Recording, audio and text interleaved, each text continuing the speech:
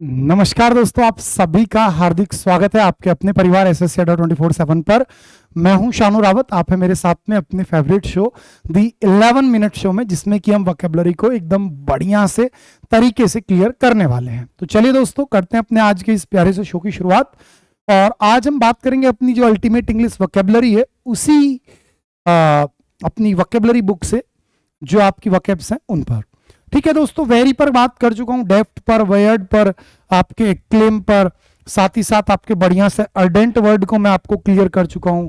Ardent के अलावा बात करूं तो आपको गरुलियस वर्ड अच्छे से क्लियर किया है, एंटीक क्लियर किया हुआ है, वेन आपको क्लियर मैंने किया हुआ है, अरेबल यानी कि उपजाऊ, थ्रिफ्टी यानी कि थोड़ा कंजूस, प्रूडेंट यानी समझदार, और क्वील यानी कि बेटा जी किसी को शांत करना।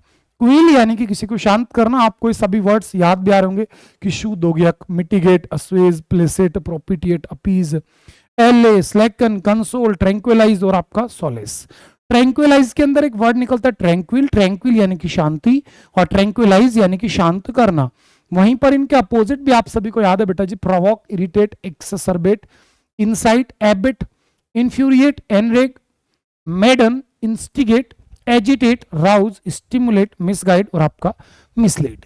ये सभी वर्ड्स आपको क्लियर कर चुका हूं और आज मेरी बारी रहेगी।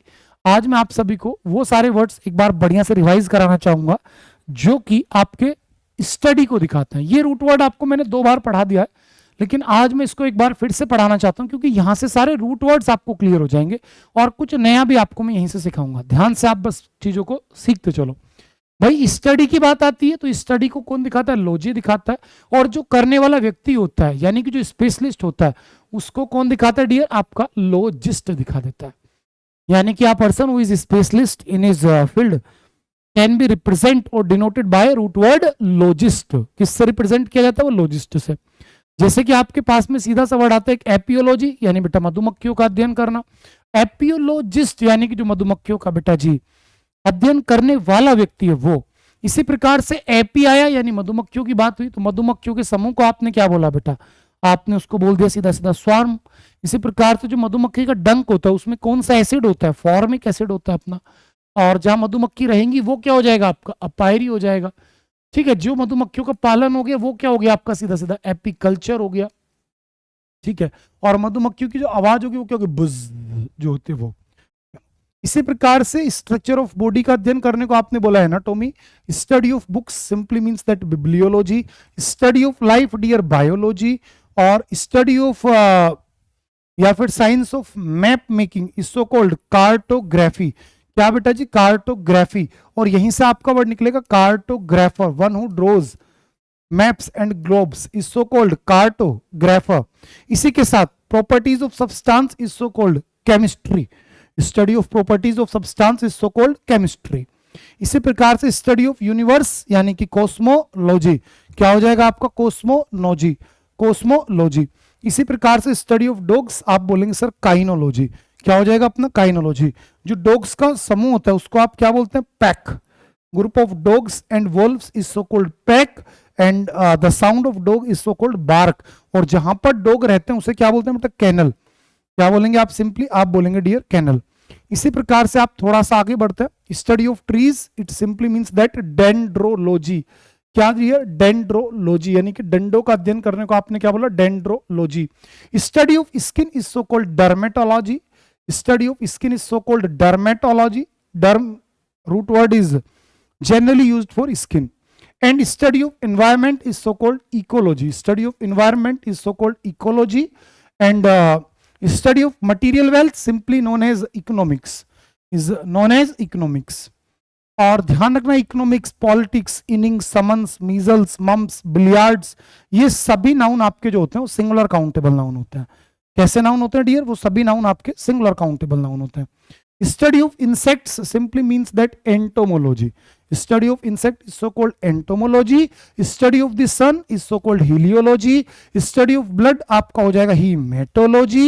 Study of liver, liver के अध्ययन करने को आप बोलेंगे hepatology. And study of horses is so called hippology. और हॉर्स से रिलेटेड सभी वोकैब्स आपको मैंने क्लियर की हुई है। स्टडी ऑफ पॉइजन, जहरों का अध्ययन करने को आपने बोला toxicology. Study of heat, heat का अध्ययन करने को thermology. Study of X rays simply means that radiology. Study of minds यानी कि dear psychology. Study of knowledge आपका होगा फिलॉसफी, और स्टडी ऑफ सोइल्स आपका सीधा सीधा पीडोलॉजी, और स्टडी ऑफ टीचिंग यानी कि पेडागोगिक्स क्या हो जाएगा आपका पेडागोगिक्स। ये यानी कि आपकी पेडागोगी से ही निकलता हुआ वर्ड आपको जो यहाँ पर मिल गया है। जो आप पेडागोगी पढ़ते हो ना, पेडागोगी से रिलेटेड वर्ड आपको क्या मिल गया, पेडागोगिक्स मिला। चलो कोई दिक्कत यहां तक आपको नहीं है, ये मैंने को आपको टॉपिक रिवाइज कराना था, आपने बढ़िया से रिवाइज कर लिया। इसी प्रकार से आप थोड़ा और आगे बढ़े, स्टडी ऑफ वुड्स, लकड़ियों का अध्ययन करने को आपने बोला xylology dear. Study of sun moon stars यानी कि जब आप अंतरिक्ष शास्त्र का अध्ययन करते हैं, खगोल शास्त्र का जिसको हम बोलते हैं, तो उसे आप बोलेंगे एस्ट्रोनॉमी। क्या बोलेंगे, एस्ट्रोनॉमी। और याद रखना एस्ट्रोलॉजी यानी कि ज्योतिषी शास्त्र हो जाएगा। एस्ट्रोलॉजी क्या हो जाएगा बेटा मेरे, ज्योतिषी शास्त्र हो जाएगा। इसी से जब आप स्पेशली मैनकाइंड के अध्ययन के बारे में बात करें कि भाई मनुष्य जाति का उद्गम कैसे हुआ, कैसे डेवलपमेंट हुआ, कैसे कस्टम्स हैं, कैसी रीति नीति परंपराएं हैं, तो उसको आप बोलते हैं एंथ्रोपोलॉजी। क्या बोलते हैं आप, एंथ्रोपोलॉजी। यहीं से आपके दो वर्ड निकलते हैं एंथ्रोपोलॉजी से आपका कि फिलैंथ्रोपिस्ट यानी कि मनुष्य जाति से प्यार करने वाला, और मिसैंथ्रोपिस्ट यानी बेटा जो कि मनुष्य जाति से नफरत करे। और यहीं से अगर मैं आपसे कह दूं बेटा क्या आपका एंथोलॉजी, एंथोलॉजी तो it's a collection of poem. Collection of poems को आप बेटा जी क्या बोलने वाले हैं, उसी को आप बोलेंगे एंथोलॉजी। ठीक है ना। जब जब आप कविताओं का संग्रह करते हैं तो जो कविताओं का संग्रह होता है उसी को आप क्या बोलते हैं डियर, उसी को आप बोल देते हैं एंथोलॉजी।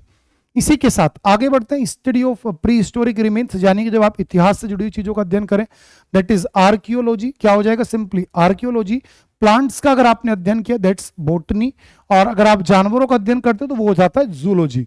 क्या हो जाएगा डियर, वो आपका सिंपली हो जाता है जूलॉजी। ठीक है, थोड़ा सा और आगे बढ़े, जब आपने समय के अकॉर्डिंग चीजों को याद किया तो वो होता है बेटा आपका जो बुक होती है उसे बोलते हैं बेटा क्रॉनिकल। ठीक है ना, एक ऐसी बुक जो कि प्रॉपर समय के अकॉर्डिंग हर चीज को आपको बयां करके बताए, दैट इज क्रॉनिकल। और अगर मैं आपसे कह दूं study of colours is so called chromatology, वो क्या हो जाएगा आपका, सिंपली वो आपका हो जाएगा क्रोमेटोलॉजी।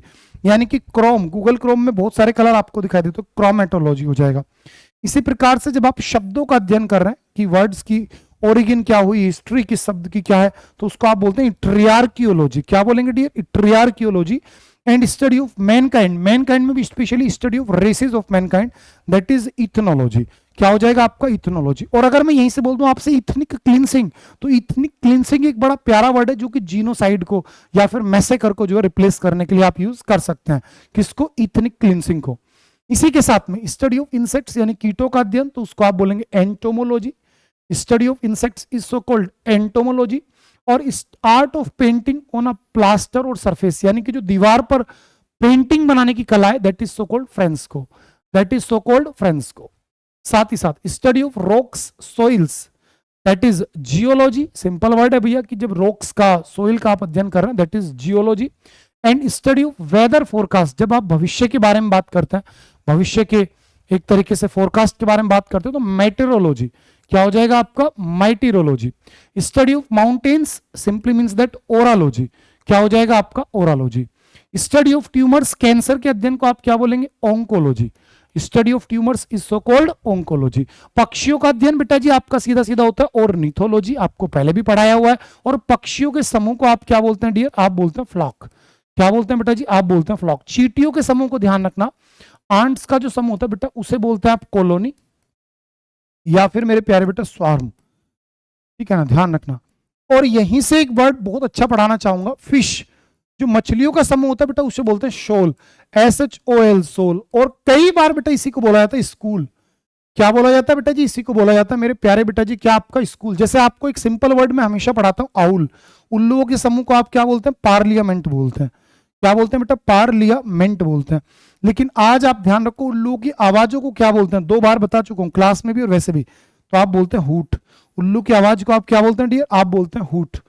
ठीक है ना। तो चींटी के जो समूह होगा उसे बोलेंगे आप कॉलोनी, और जो अपना मछलियों का समूह होता है उसे बोलते हैं स्कूल या फिर शोल।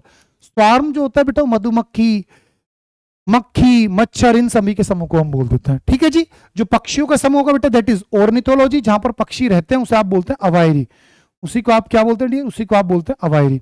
इसी प्रकार से study of development of languages, भाषा के विकास का अध्ययन अगर आपने किया, that is philology, that is philology. चलो जी, तो ये सारे वर्ड्स डियर आज आपको रिवाइज करने होंगे। ये सभी वर्ड्स हमारी बुक के अंदर जो मेंशन हमने किए हुए हैं, ठीक है ना। आज मैंने ज्यादा कुछ नया नहीं पढ़ाया, आज सब कुछ आपको मैंने रिवाइज करा दिया, ठीक है। और एक छोटी सी बस अपडेट आप याद रखना, इस संडे को रात को 8 बजे से बेटा आपके लिए मैराथन क्लास लेकर के आ रहा हूं यूट्यूब पर, ठीक है ना। शाम को 8 बजे एक मैराथन क्लास में आपके लिए लेकर के आ रहा हूं यूट्यूब पर। तो वो इवेंट लग चुका है, आप जाकर के उसे लाइक कर दीजिएगा। और बेटा एमटीएस महापैक के प्राइस अभी बेटा हमने कम किए हुए हैं, ये दिल मांगे मोर के तहत, ठीक है ना। तो बेटा एमटीएस महापैक के प्राइस बेटा जी मैंने कम किए हुए हैं, आप हमारे साथ में जुड़ सकते हैं, ठीक है ना। Y795 कूपन कोड इस्तेमाल करके आप एमटीएस महापैक में आज जाकर के जुड़ जाओ। लगभग 700 रुपए के आसपास या 750 के आसपास आपको एमटीएस महापैक मिल रहा है, जिसकी प्राइस पहले 820 रुपए होती थी डिस्काउंट के बाद में, शायद 820 नहीं होती थी यार, 880 रुपए थी। 880 रुपए जिसकी प्राइस थी वो 750 रुपए का हो गया। कब बेटा? जब कूपन कोड लगाओगे। और बुक को ऑर्डर करने के लिए क्या कूपन कोड लगाएंगे आप? Y795S, ठीक है जी। चलो Y795S बुक्स के लिए होता है आपका कूपन कोड, और बेटा Y795 आपके महापैक के लिए और कोर्सेज के लिए। मैं आपसे कल फिर मिलूंगा सेम टाइम सेम जगह। Bye bye, take care, love you all.